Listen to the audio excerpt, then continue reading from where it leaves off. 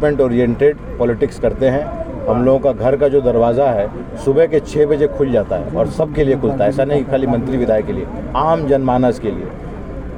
जबरदस्ती ले गए? कौन जबरदस्ती? लोकल वहाँ गांव के लोग थे। लगता है केजरीवाल जी के बारे में, चलिए ये तो लोग सब लोग कहते थे कि उन्होंने काम नहीं किया है, लेकिन उनके पर्सनालिटी के बारे में ये लोग कम से कम कहते थे कि शालीन व्यक्ति हैं।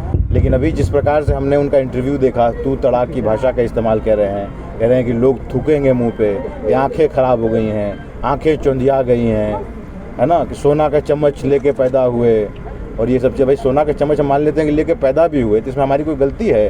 वो तो भगवान ने पैदा किया उस हिसाब से, है कि नहीं? तो मुझे लगता है कि जो हार के डर से जो एक अच्छी चीज़ उनमें थी कि शालीन व्यक्ति थे, वो भी ख़त्म हो गया और बौखला गए।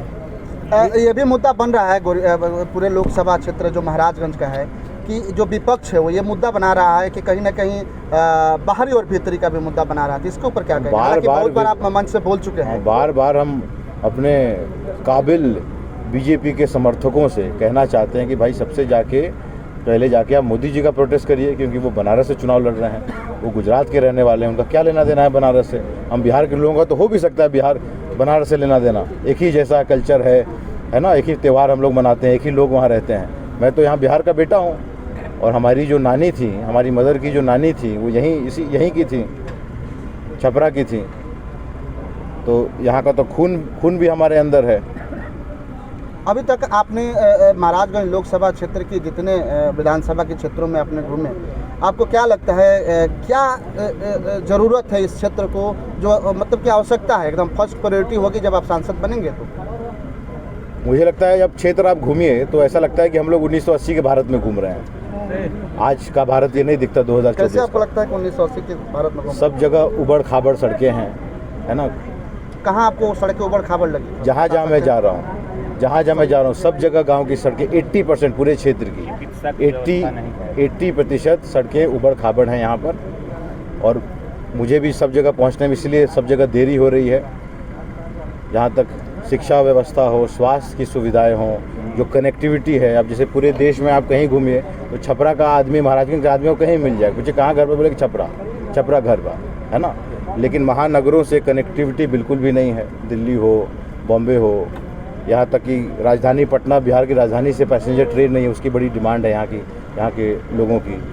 10 साल से केजरीवाल जी यहाँ सांसद रहे, कोई एक बड़ा प्लांट वो नहीं लेकर यहाँ आ पाए, जबकि 10 साल इतनी इनकी मजबूत सरकार रही भारत में, और यहाँ बिहार में भी लगातार इनकी सरकार है। तो क्या कमी रह गई? सब कुछ इनके पास उपलब्ध था, बिहार सरकार भी, भारत सरकार भी, स्वयं सांसद, तो क्या कमी रह गई? बिल्कुल एक नहीं निष्ठा के अलावा कि कुछ करना है, उसका जो जज्बा होना चाहिए, निष्ठा के अलावा और इस जज्बे के अलावा मुझे लगता है कि किसी चीज़ की कमी नहीं थी। महाराजगंज लोकसभा क्षेत्र के कितने विधानसभा के लोगों से रूबरू अब तक हो पाए हैं, क्योंकि समय कम बचा है? हम लोग ब्लॉक वाइज घूम रहे हैं। कितने ब्लॉक? विधानसभा वाइज तो मुझे लगता है सारे विधानसभा हम घूम चुके। पहले दिन हमारा बड़ा रोड शो था, वो करने के बाद हम लोग ब्लॉक वाइज घूमने का काम कर रहे हैं और 7 ब्लॉक हम लोग कवर कर चुके हैं, जिसमें सारे पंचायत कवर हो गए हैं और सारा पंचायत हम लोग प्रयास है कि हर पंचायत में पहुंचे। जो आपका रोड शो था वो कौन सा विधानसभा के होकर के किधर? उसमें सब था, उसमें सारे ब्लॉक। कहाँ से निकले थे और कहाँ से घुसे थे आप? मतलब कौन सी विधानसभा होते हुए कैसे निकले थे आप? कहाँ से घुसे थे? पहले लकड़ी नवीगंज एक ब्लॉक छूटा था मेरा उस दिन, बाकी सारा ब्लॉक उस दिन हम लोग कवर करने का काम किया। 14 में से 13 और लकड़ी नवीगंज जो है वो हम लोग फिर पूरा हर पंचायत वहाँ घूमने का काम किया 4 दिन पहले, पूरा संसदीय क्षेत्र के। अच्छा, ये भी सोशल मीडिया पे खबर आ रही है कि आप जिस विधानसभा में बैठे हुए हैं, इसका नाम है गोरियाकोटी विधानसभा, जिसमें 3 प्रखंड है, गोरियाकोटी, बसंतपुर और लकड़ी नवीगंज। यहाँ के विधायक से भी आप और आपके पिताजी जाकर मिले थे? उनके घर पे वो सिंबल मिल लोकल गांव के लोग हम लोग को जबरदस्ती ले गए थे पकड़ के वहाँ। कौन जबरदस्ती ले गए? कौन जबरदस्ती? लोकल वहाँ गांव के लोग थे, विधायक जी के। और विधायक जी से हमारे पिताजी का अच्छा रिश्ता भी रहा है, ये बात भी है।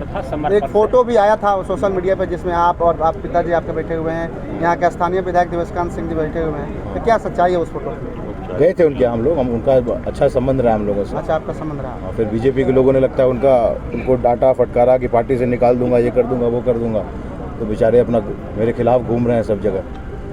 तो मतलब इसके पहले आपके साथ घूम रहे थे क्या? हम तो यही मान के चल रहे थे, फिर लोगों ने बताया कि बीजेपी के लोगों ने उनको रिमांड पे ले लिया। ये सिग्रीवाल जी ने उनको बड़ी डांट लगवाई है, उन पे कास्टिस्ट होने का आरोप लगाया गया सिग्रीवाल जी के द्वारा।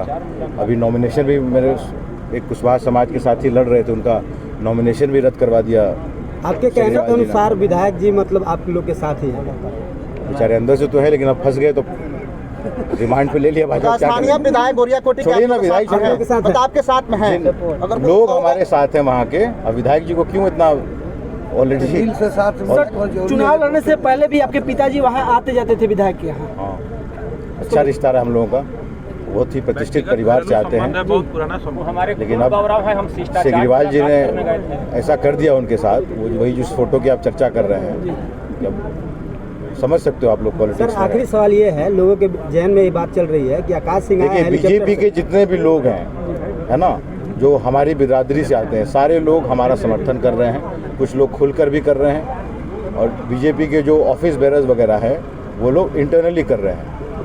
और मैं कहीं से भी चुनाव लड़ूंगा तो ये लोग हम लोगों के साथ रहते हैं। मोतिहारी में भी जब हम लोग यदि वहाँ चुनाव लड़ते हैं तो बीजेपी के सारे लोग, भूमियार ब्राह्मण समाज के लोग हम लोगों के साथ हो जाते हैं, क्योंकि उनके दिलों पर मोदी जी का राज नहीं है। वहाँ पे डॉक्टर अखिलेश प्रसाद सिंह जी को वो लोग मानते हैं, मुझे अपना बेटा मानते हैं। एक बड़ी सवाल है, एक बड़ी सवाल है जैसे कि आप कह रहे हैं कि हमारे समाज के लोग हमारे साथ हैं, चाहे वो बीजेपी के पार्टी में हो,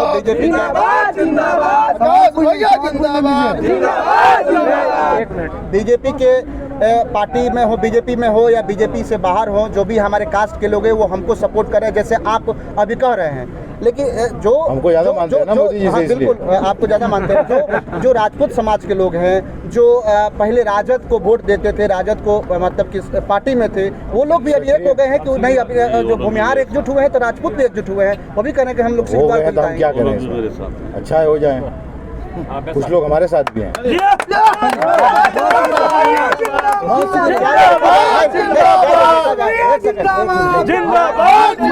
क्या देखा जाए, एक सेकंड, क्या आकाश बाबू हो गए? आकाश बाबू जैसे आप कह रहे हैं कि कोई बात नहीं है, राजपूत लोग, राजपूत के जो राजद में थे वो हमारे साथ भी हैं कुछ लोग। और खास करके गुजरात में जैसा अपमानित करने का काम किया गया बीजेपी के एक सांसद गुजरात की बात नहीं हो रही, नहीं, क्षत्रिय समाज के लोग नॉर्थ इंडिया में सब जगह हैं। और जैसा अपमानजनक टीका टिप्पणी की गई बीजेपी के उम्मीदवार के द्वारा गुजरात में, आप लोगों ने देखा कि करनी सेना ने कैसा प्रोटेस्ट किया पूरे देश में। उस प्रोटेस्ट को देखते हुए क्षत्रिय समाज के भी लोग हमको समर्थन दे रहे हैं। जिन जिन क्षत्रियों का अपमान रघुनाथ सिंह जी के परिवार ने किया, जिन जिन क्षत्रियों का अपमान सिग्रीवाल जी ने किया अपने अपने संसदीय जीवन में, वो सारे लोग हमको समर्थन दे रहे हैं। युवा साथी जो जाति बिरादरी से उठकर वोट देते हैं वो लोग भी मेरे साथ हैं। सभी जाति धर्मों का हमको समर्थन मिल रहा है। और सबसे ज़्यादा अगर समर्थन मुझे किसी का मिल रहा है तो दलित समाज का मिल रहा है, जो मोदी जी से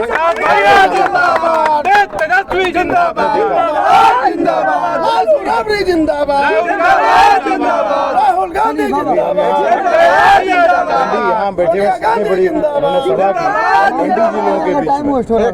सभा की। आखिरी सवाल है आपसे कि आप गोरिया कोटी विधानसभा क्षेत्र में पहुंचे हुए हैं, तो जाहिर सी बात है कि यहाँ के लोग जो है, यहाँ की जो जनता है, उनकी भी आपसे कुछ अपेक्षाएं होगी, क्योंकि बहुत दिन से इस विधानसभा क्षेत्र का भी विकास जो है कि अभी पड़ा हुआ है, स्थगित है।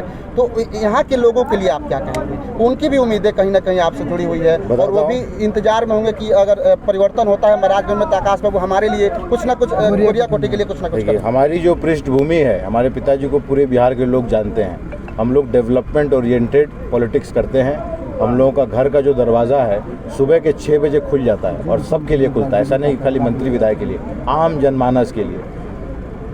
और रात के 11 बजे बंद होता है। सुबह के 6 बजे से 11 बजे तक दरवाज़ा खुला रहता है। चाहे जिसको आना है वो आ जाए, जिसकी हम पैरवी कर सकते हैं, जिसको कोई फ़ायदा पहुँचाता है, जिसके लिए कोई काम कर सकते हैं, वो हम लोग करते हैं। हम सांसद चुने जाते हैं। जहाँ मुझे चिट्ठी लिखनी पड़ेगी एज MP महाराजगंज, मैं लिखने का काम करूँगा। जहाँ मुझे स्वयं जाना पड़ेगा किसी ब्यूरोक्रेट के यहाँ, किसी मिनिस्टर के यहाँ, चाहे भारत सरकार को हो चाहे बिहार सरकार को, वहाँ मैं पहुँचूँगा। यहाँ के लोगों का मुद्दा को लेकर, चाहे सड़क बनवाना हो, कहीं पुल बनवाना हो, कहीं कॉलेज बनवाना हो, हॉस्पिटल ठीक कराना हो, जो भी मुद्दा होगा, मैं अपने लोगों के लिए खड़ा रहूँगा। 32 साल मेरा उम्र है, मेरा राजनीतिक जीवन आने वाला जो है वो तकरीबन 40 से 45 सालों का और है।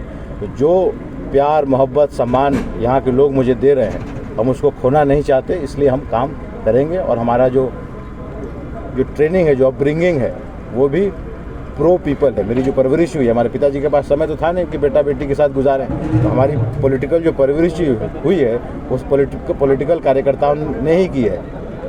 अगर मैं क्रिकेट खेलता था तो मेरे पिताजी के पास समय नहीं था मेरे पास क्रिकेट खेले, वो पॉलिटिकल कार्यकर्ता ही हमको बॉल डालते थे। आप कहते हैं कि मोदी जी को हटाओ, तो आपके पास विकल्प है ना विकल्प? कौन? India alliance. नहीं, कोई चेहरा है मोदी जी को? अरे भैया, नहीं एक सेकंड, हमारा जो संविधान है, हम जो चुनाव लड़ रहे हैं, उसमें क्या प्रोसेस है कि अलग अलग क्षेत्रों से जो जनता है वो अपना अपना एमपी चुन के भेजती है, ठीक है? दिल्ली भेज दिया एमपी, फिर एमपी जो हैं टुगेदर बैठ के किसी एक व्यक्ति विशेष को चुनते हैं फॉर प्राइम मिनिस्टर। ये हमारा सिस्टम है। मोदी जी जिस प्रकार से चुनाव लड़ते हैं वो इलीगल है। वो अमेरिका का तरीका है कि 2 लोग आ गए और दोनों में से वोट दे दीजिए। यहाँ क्योंकि भारत में डाइवर्सिटी है। मोदी जी को हटाओ तो मोदी जी के बदले में कोई होगा ना आपके पास? अभी तो हम नहीं जानते हैं ना कि मोदी जी कोई बीजेपी के लोग, अभी हम नहीं जानते ना कि बीजेपी के लोग मोदी जी को ही चाहते हैं कि वो पीएम बने। हो सकता है योगी को बना दें, हो सकता है नितिन गडकरी को बना दें। बीजेपी में तो आम चर्चा है कि नितिन गडकरी ज़्यादा अच्छे हैं। ये आप कैसे कह सकते हैं मोदी जी ही प्राइम मिनिस्टर को उम्मीदवार हो सकता है? आप कह रहे थे मोदी को हटाओ। नहीं, आरएसएस के लोग कहते हैं कि आरएसएस खिलाफ होगी, आरएसएस बॉस है भाजपा की। हम लोग में चेहरा राहुल गांधी जी हो सकते हैं, प्रियंका गांधी जी भी हो सकती हैं, खड़गे साहब भी हो सकते हैं, है ना? सर, क्षेत्र के लोगों का एक सवाल है हो सकता कि है आप एसी से निकल कर आए हैं और अगर जीत जाएगा तो फिर एसी में चला जाएगा। मैं जनार्दन सिंह सेगरीवाल जी को चैलेंज करता हूं कि हम धूप में मेरे साथ खड़े हो जाएं, देखते हैं ज़्यादा देर कौन टिकता है।